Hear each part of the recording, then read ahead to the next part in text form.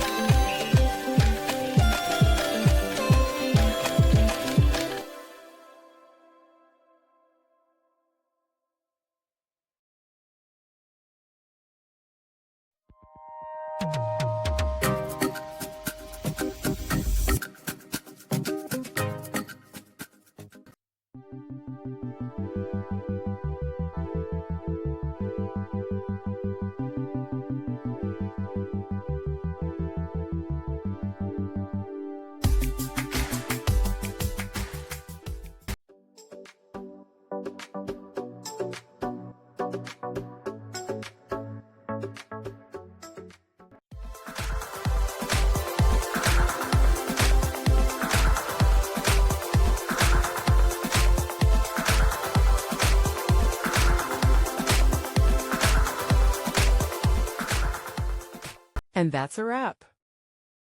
I hope you found the answer you were looking for. If you did, take a second to hit that subscribe button. It really helps out.